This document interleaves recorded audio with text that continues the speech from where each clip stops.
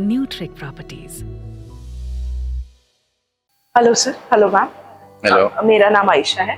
Sir आप अपने बारे में हमारे व्यूअर्स को कुछ बताइए। मेरा नाम अनुज प्रताप सिंह है। जी। ये रुचि से। ओके। अभी कहाँ रहते हैं सर? अभी हम लोग एनजी ग्रांड में रहते हैं। ओके। सर मैं आपसे जानना चाहूंगी कि आपने न्यूट्रिक के बारे में, न्यूट्रिक के नाम के बारे में कैसे जाना, किस तरह से आपको पता चला? हम लोग ग्रेजुएशन के बाद ही हम शहर से बाहर चले गए थे, तो बहुत सालों के बाद शहर में वापस आना हुआ। जी। तो हमें ऐसा लगा कि कुछ एक अच्छी प्रॉपर्टी लेना है, तो एक्सप्लोर कर रहे थे। उसी समय पता चला हमारे क्लोज रिलेटिव हैं, फैमिली मेंबर, उन्होंने न्यूटेरिक में काफ़ी टाइम से इन्वेस्ट किया हुआ था। एनजी ग्रांड में भी उनका फ्लैट है, तो उनके रिकमेंडेशन पर हम पहली बार आए। और उसके पहले 1-2 साल पहले जब एनजी ग्रांड बन रहा था, तो वहाँ से गुजरते हुए नज़र पड़ी थी कि ये कुछ सुंदर सी बिल्डिंग बन रही है। देख के ऐसा लग रहा था कि शायद कोई होटल आ रहा है। जी। तो उस टाइप का आर्किटेक्चर था। तो जब हम पता चला कि ये तो रेजिडेंशियल है, तो हमने डिसाइड किया हम लोगों ने घर में कि अब कुछ भी हो जाए, एक फ्लैट तो यहाँ पर लेना है। बाकी प्रॉपर्टी कहीं लेनी होगी, लेते रहेंगे, but let's go by one flat here. तो वो हमारा पहला इंटरेक्शन था और आई एम हैप्पी। अब तो हम लोग वहाँ शिफ्ट भी हो गए 2 साल पहले। ऐसे सर आपने जरूर ग्वालियर में और भी बिल्डर्स को देखा होगा, क्योंकि ग्वालियर में अब तो बहुत बिल्डर्स हो गए, तो आप हमारे व्यूअर्स से अपना एक्सपीरियंस शेयर करना चाहेंगे कि और बिल्डर्स में और न्यूट्रिक में क्या अंतर है? तो जैसा हम बता रहे थे कि पहले तो हमें यहाँ के बारे में कुछ भी नहीं पता था, तो it was like blank slate.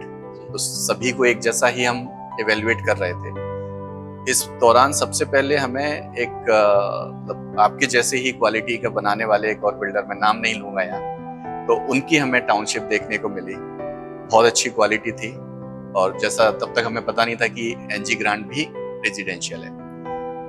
और जब फिर एनजी ग्रांड विजिट किया, तो हमें उससे थोड़ा सा ये प्लस लगा। आर्किटेक्चर वाइज जो इंटीरियर था, जो स्पेसिंग थी, वो सब हमें अच्छी लगी। फिर बात आती है कि जब आप कोई प्रॉपर्टी ले रहे हैं, बिल्टअप प्रॉपर्टी ले रहे हैं, तो कंस्ट्रक्शन क्वालिटी जो आप बाहर से देख के नहीं बता सकते। और my self being structural engineer, तो मुझे मतलब थोड़ा सा इंजीनियरिंग साइड से देखना था कि जो कुछ ले रहे हैं वो लॉन्ग लास्टिंग होगा कि नहीं। तो तब हमने पुरानी प्रॉपर्टीज देखी आपकी, जैसे सिल्वर एस्टेट देखा, ग्रीन गार्डन देखा, जो ग्रीन गार्डन है सिटी सेंटर में, ग्रीन गार्डन देखा।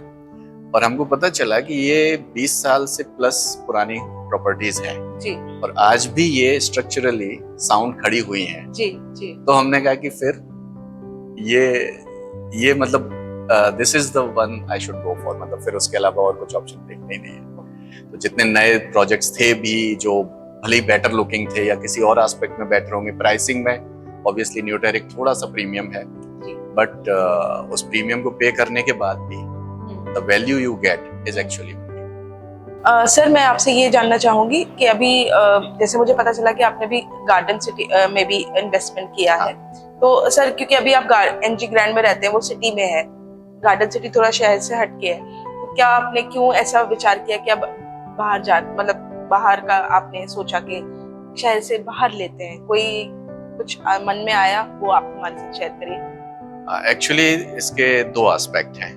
पहला था इन्वेस्टमेंट पर्पस से, क्योंकि ये तो हमने रहने के हिसाब से लिया जी। तो एक इन्वेस्टमेंट के हिसाब से कि जब कोई प्रोजेक्ट आता है तो स्टार्टिंग में इन्वेस्ट करते हैं, तो आपको उसकी बहुत अच्छी वैल्यू मिल जाती है। तो वो एक एस्पेक्ट था। दूसरा ये था कि थोड़ा सा हमारा नेचर लविंग वो है, मतलब नेचर लविंग नेचर है।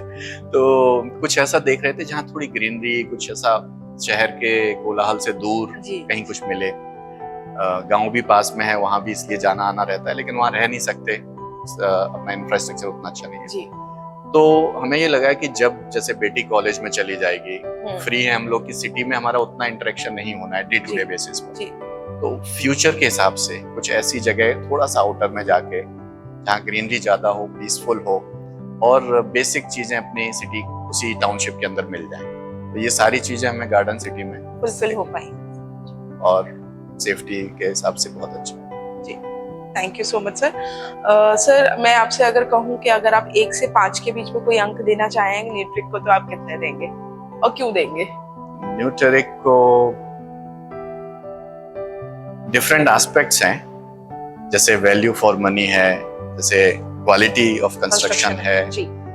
अगर आप किसी टाउनशिप टाइप की बात करें जहाँ प्लॉट्स भी दे रहे हैं, तो उसमें जो ओवरऑल क्वालिटी दे रहे हैं वो सब की बात करें तो हम इन सभी चीजों पर आपको मतलब डेसिमल में नहीं जाएं तो फिर हमें 5 ही देना पड़ेगा। Thank you so much. अगर डेसिमल का ऑप्शन होता तो शायद हम हाफ मार्क्स कट कर देते। For the improvement, there is always a scope of improvement. Yes, yes. Sir जैसे अभी आपने खुद ही कहा कि न्यूट्रिक अगर मनी वाइज देखा जाए तो और बिल्डर से थोड़ा हायर साइड पे ही होता है, तो फिर भी आपने इन्वेस्टमेंट किया उसमें, तो उसका क्या कारण रहा?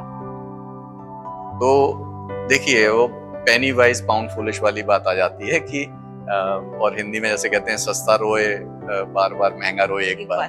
तो जब आप लॉन्ग टर्म सोच रहे हैं तो आप क्वालिटी में इन्वेस्ट करते हैं। जी। ये आपको फिर वो रिकरिंग जो आपका एक्सपेंडिचर होगा वो नहीं होगा। अभी आप किसी नॉर्मल बिल्डर से या ऐसे सेपरेट हाउस लेते हैं तो आपको कल को मतलब प्लम्बिंग में इशू आ रहा है, कुछ भी आ रहा है, तो वो हेडेक है। अगर आप थोड़ा सा एक्स्ट्रा दे के पीस ऑफ माइंड ले सकते हैं, which is like invaluable. Yes. उसके लिए आप कुछ भी पे करने को तैयार। तो दैट्स व्हाट वी वांटेड। और हम लोग मतलब जैसा मैंने कहा कि ग्वालियर बहुत सालों के बाद आना हुआ जी। इस बीच में काफी मेट्रो सिटीज में रहे। चंडीगढ़ जो इंडिया की एकमात्र प्लांट सिटी है वहां रहे, और बाहर आउट ऑफ इंडिया यूएस में, यूके में काफी टाइम स्पेंड किया, दुबई में भी रहे जी। तो वहां जो क्वालिटी ऑफ लाइफ देखी तो कहीं ना कहीं ये देखा कि मतलब कुछ इस तरह का होना चाहिए, मतलब नॉर्मल नहीं चाहिए। बिल्कुल। सर आपके विचार सुन के मुझे बहुत अच्छा लगा। आई होप हमारे व्यूअर्स को भी बहुत अच्छा लगेगा और वो प्लान जो भी देखेंगे वो कोशिश करेंगे कि न्यूट्रिक में इन्वेस्ट करें। Thank you so much sir. नमस्ते। Thank you.